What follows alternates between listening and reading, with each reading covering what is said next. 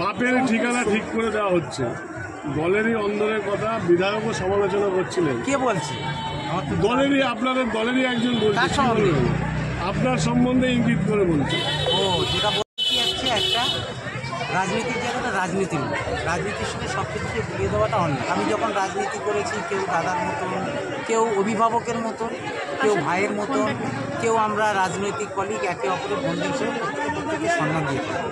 যে বা যারা রাজনীতিকে এইটা বাবা, এর বাবা ওটা, ওর বাবা ওটা ঠিক করে দেয়, তাদের কৃষ্টি সংস্কৃতির অভাব আছে।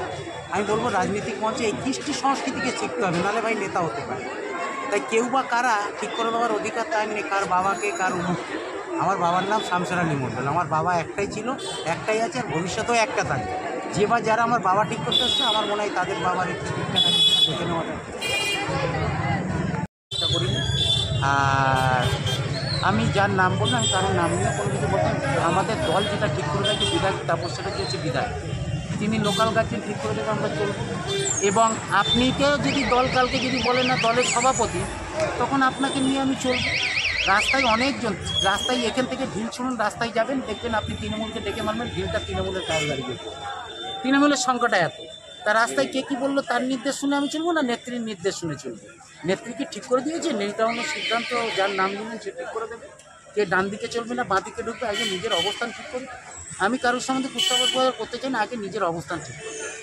আমি কারুর হাত ছাড়ি না, নীতিগত কারণে আমি নীতিগতভাবে সবসময় চলে এসেছি, ছোটো থেকে বড় করতে এখনও চলছে। যে বা যারা এই কথা বলছে রাত 2টো পর্যন্ত, আমি গাড়ি নিয়ে যখন দেখতাম অনেকে তাপসবাবুর বাড়ির গলি থেকে বেরোতে, এবং সকাল 9টার সময় অনেক সময় আমি বড় অফিসে 10:30টায় যেতে দেখি তাপসবাবুর বাড়ির গলি থেকে বেরোচ্ছে। তা আমি কারুর সম্বন্ধে নাম ধরেও বলবো না, প্রত্যেকের সম্মান আছে যে আজকে এই অবস্থান, কালকে এই অবস্থান। সূর্য অস্ত একদিকেই যায় আর উদয় একই দিকে হয়। এখন কেউ যদি বলে না সূর্য অস্ত অমুক দিকে হয় না অমুক দিকে হয়, আমি তার পিছনে ছুটবো না বইতে যেটা লেখা আছে, যেটা আমি পরিচিতিতে, আমি সেটাকে মেনে চলবো। সঠিক যেটা আমি মেনে চলবো, কে কী বললো আমি তাতে কর্ণপাত দেবো না। তবে শুভবুদ্ধির উদয় হোক তার। লয়ার হয় বা ভালো অ্যাডভোকেট হয়, যেমন প্রসেনজিৎ নাকি একজন ভালো অ্যাডভোকেট হয়েছে। তা আমার বাবা মা আমাকে পড়েছে, আমি যদি না পড়তাম তো আমি যেতে পারতাম না। তা আপনাকে মিডিয়ার এই মোবাইলটা ধরিয়ে আমার বাইক নিচ্ছেন, অনেকে তো মোবাইল নিয়ে করছে, আপনার মতো কোশ্চেন তো সবাই কেউ করতে পারছে না। তাই কেউ কারোর ক্রেডিট, কারোর জীবনে কারোর ছাপ থাকতেই পারে। আজকে তাপস চ্যাটার্জি নিউটাউনের এমএলএ হয়েছে মমতা বন্দ্যোপাধ্যায়ের উন্নয়নের ছাপে। আমাদের কেউ বা কারা ব্যক্তিগতভাবে ক্রেডিট নিতে পারে, আসলে সবার মাথার ওপর মমতা বন্দ্যোপাধ্যায় ছাতা।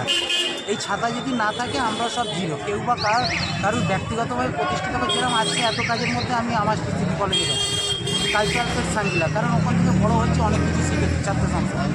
তাই পুরনো স্থানকে বুঝি না, আমার কর্তব্য যেটা আমি এত ব্যস্ততার মধ্যেও পালন করে রেখেছি।